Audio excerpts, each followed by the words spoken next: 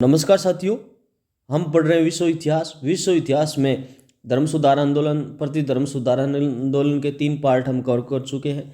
ये चौथा पार्ट है। इसमें हम आरपीएससी के अंदर जो क्वेश्चन पूछे गए हैं उनको व्याख्या सहित पढ़ रहे हैं, क्योंकि आपकी सफलता में बहुत बड़ा इनका योगदान होता है। और प्रश्न यही प्रश्न होते हैं जो रिपीट होते हैं, बार बार पढ़ते हैं बिना कुछ देरी किए।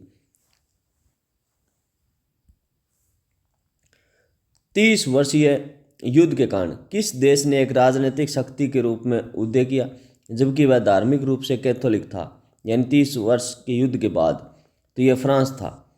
30 वर्षीय युद्ध के कारण किस देश ने एक राजनीतिक, यानी ये पावर में आ गया। 30 वर्षीय जो युद्ध हुआ ना, उसके बाद कौन सा देश है वो पावर में आ गया, तो ये था फ्रांस। याद रखना मित्रों।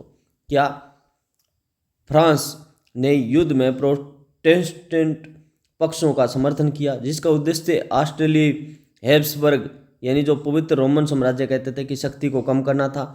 इस रणनीति में फ्रांस को यूरोप की प्रमुख राजनीतिक शक्ति बना दिया।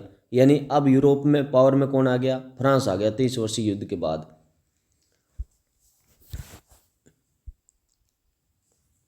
मार्टिन लूथर के उस विचार का नाम क्या है जिसके अनुसार चर्च की संपत्ति को राजकुमारों द्वारा जब्त किया जाना चाहिए? तो यह है चर्च संपत्ति का लौकीकरण। मार्टिन लूथर के इस विचार का क्या नाम है? चर्च संपत्ति का लौकीकरण। तो लूथर का मानना था कि चर्च की संपत्ति नहीं रखनी चाहिए, चर्च को अपनी संपत्ति नहीं रखनी चाहिए। उन्होंने धर्मनिरपेक्ष अधिकारियों को चर्च की संपत्ति और भूमि जब्त करने, उसका उपयोग शिक्षा या समाज कल्याण के लिए करने का आह्वान किया था। सॉरी मित्रों।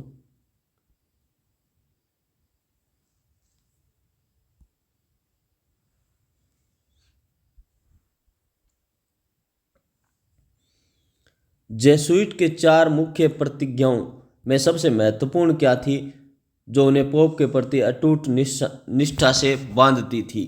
तो ये थी पोप के प्रति विशेष आज्ञाकारिता की प्रतिज्ञा। यानी 4 प्रतिज्ञाओं में सबसे महत्वपूर्ण थी पोप के प्रति विशेष आज्ञाकारिता की प्रतिज्ञा। पोप के प्रति विशेष आज्ञाकारिता की यह प्रतिज्ञा जेसुइट को अन्य धार्मिक आदर्शों से अलग करती थी। उन्हें कैथोलिक चर्च का पोप के निजी सैनिक दल बना देती थी। जर्मनी के किसानों का विद्रोह का सबसे प्रमुख कारण क्या था? तो यह था सामाजिक आर्थिक शिकायतें और सामंती उत्पीड़न। यानी जर्मनी के किसान थे वो किससे परेशान थे? सामाजिक आर्थिक शिकायतों से, सामंती उत्पीड़न से। तो यद्यपि लूथर के ईसाई स्वतंत्रता के विचारों ने उन्हें प्रेरित किया, किसानों का विद्रोह मुख्य रूप से सामंती भूस्वामी द्वारा लगाई गई उच्च करों, भूदास्ता अधिकारों के हनन के विरोध में था। इरास्मस को धर्म सुधार आंदोलन की तरफ में ईसाई मानववाद का जनक क्यों कहा जाता है?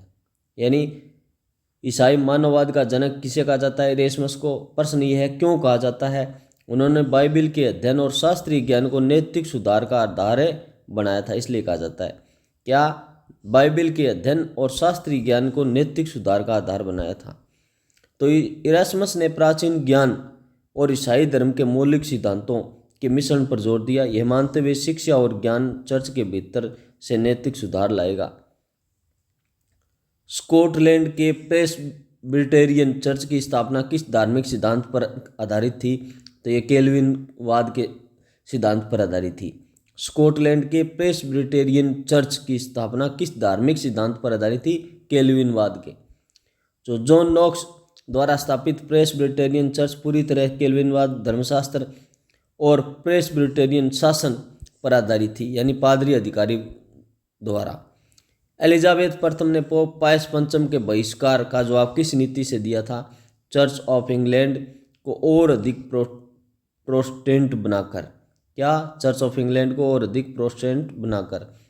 तो पोप द्वारा बहिष्कृत किए जाने के बाद एलिजाबेथ ने कैथोलिक खतरों जैसे मैरी क्वीन ऑफ स्कॉट्स के सामने अपनी स्थिति मजबूत करने के लिए चर्च ऑफ इंग्लैंड को अधिक स्पष्ट और प्रोटेस्टेंट बना दिया।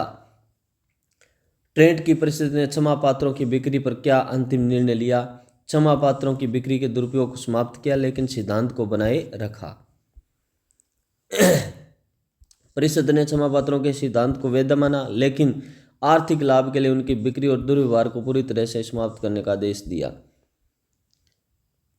जॉन केल्विन द्वारा कैथोलिक चर्च के किस सांस्कृतिक पहलू को सबसे अधिक अस्वीकार किया गया? चर्च की सजावट और कलाकृतियाँ। चर्च की सजावट और कलाकृतियाँ। केल्विन ने मूर्ति पूजा के डर से धार्मिक कला, मूर्तियों, चमकीले रंगीन वस्त्रों से चर्च हटा दिया। केल्विनवादी चर्च सादा और ध्यान केंद्रित करने वाला होता था। जर्मन किसानों के विद्रोह के समय मार्टिन लूथर ने क्या रुख अपनाया था? उन्होंने राजकुमारों से किसानों को क्रूरता से कुचलने का आग्रह किया था। लूथर ने शुरू में किसानों के समर्थन में बात की, लेकिन जब हिंसा भड़की तो उन्होंने सामाजिक व्यवस्था को बनाए रखने के लिए राजकुमारों से विद्रोहियों को कुचलने का आग्रह किया, क्योंकि उन्हें डर था कि सामाजिक व्यवस्था उनके धार्मिक सुधार को नष्ट कर देगी। ट्रेंट की परिषद ने किस आधार पर प्रोटेस्टेंटों के 16 स्क्रिप्चुरा के सिद्धांत को अस्वीकार किया? बाइबिल और चर्च की परंपरा दोनों मोक्ष के लिए आवश्यक है। क्या बाइबिल और चर्च की परंपरा दोनों मोक्ष के लिए आवश्यक है? परिषद ने स्पष्ट किया कि ईसा मसीह का संदेश बाइबिल और चर्च की परंपराओं दोनों समान रूप से निहित है, जिसमें पोप और चर्च के अधिकार को बाइबिल की अकेली सत्ता पर वरीयता मिली। हेनरी अष्टम द्वारा एक्ट ऑफ सुप्रीमेसी जो 1534 में लागू करने का मुख्य राजनीतिक उद्देश्य क्या था?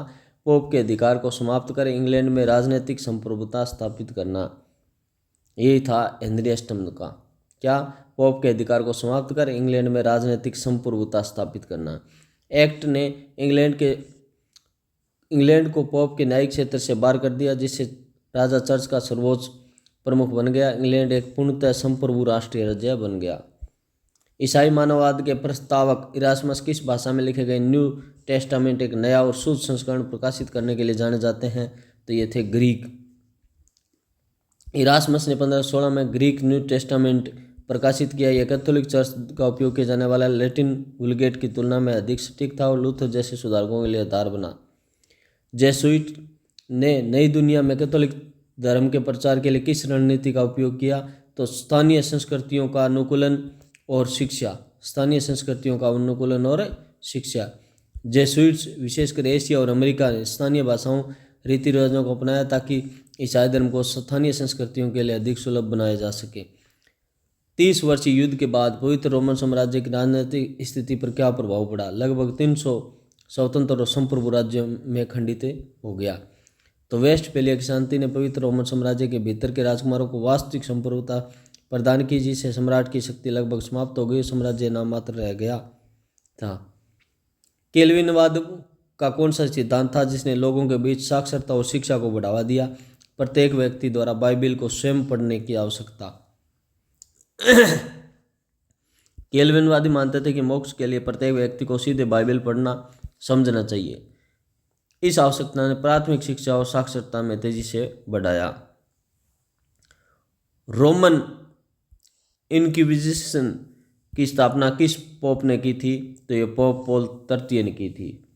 यानी रोमन इनक्विजिशन की स्थापना किस पोप ने की थी? पोप पॉल तृतीय ने। पोप पॉल तृतीय ने 1542 में रोमन इंक्विजिशन की स्थापना की। चर्च के भीतर से विधर्मियों को खत्म किया जा सके और इटली को धर्म सुधार से बचाया जा सके। इंग्लैंड के सुधार आंदोलन के संदर्भ में ब्लड मेरी की तुलना एलिजाबेथ प्रथम के शासनकाल के इस रूप में देखा जाता है, धार्मिक सहिष्णुता और राजनीतिक स्थिरता के रूप में। तो एलिजाबेथ ने एक समझौते के माध्यम से अधिकांश धार्मिक विवादों को शांत किया, जिससे इंग्लैंड को धार्मिक अस्थिरता से बाहर निकालकर राजनीतिक और धार्मिक स्थिरता प्राप्त हुई। लूथरवाद में बाइबिल की व्याख्या का अधिकार किसे दिया गया था? जो कैथोलिक चर्च के विपरीत था। प्रत्येक ईसाई व्यक्ति को लूथरवाद में बाइबिल की व्याख्या का अधिकार क्या है? बाइबिल की व्याख्या कौन कर सकता है? प्रत्येक ईसाई व्यक्ति कर सकता है। बात यह है, सभी विश्वासियों का पुरोहितत्व के सिद्धांत के अनुसार प्रत्येक ईसाई के पास बाइबिल पढ़ने और उनकी व्याख्या करने का सीधा अधिकार है। उसे किसी पादरी या पोप की आवश्यकता नहीं है। ट्रेंट की परिषद का कैथोलिक चर्च की साहित्यिक संस्कृति पर क्या प्रभाव पड़ा? इंडेक्स लिब्रोम प्रोहिबिटोरम को मजबूत किया गया, यानी निषिद्ध पुस्तकों की सूची। ट्रेंट परिषद की कैथोलिक चर्च की साहित्यिक संस्कृति पर प्रभाव क्या पड़ा? इंडेक्स लिब्रोम प्रोहिबिटोरम यानी निषिद्ध पुस्तकों की सूची। तो परिषद ने निषिद्ध पुस्तकों की सूची के उपयोग को बढ़ाया, जिससे कैथोलिकों को प्रोटेस्टेंटों और अन्य विधर्मी विचारों को पढ़ने से रोका जा सके। जेसुइट्स के संस्थापकों में से इग्नाटियस ऑफ लोयोला का पेशेवर जीवन शुरू करने से पहले क्या कैरियर था? वो एक सैनिक थे। क्या थे? सैनिक थे। इग्नाटियस ऑफ लोयोला एक स्पेनिश सैनिक थे जो 1521 में एक लड़ाई में घायल हो गए थे। अपनी बीमारी के दौरान उन्होंने धार्मिक पुस्तकें पढ़ी और रूपांतरित हो गए, जिससे सोसाइटी ऑफ जीसस की स्थापना हुई।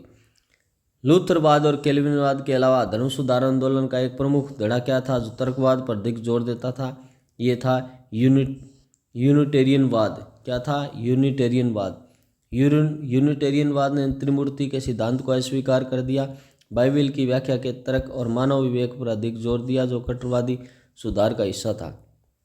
स्पेनिश आर्मडा पर 1588 में इंग्लैंड की जीत का सबसे महत्वपूर्ण धार्मिक परिणाम क्या था?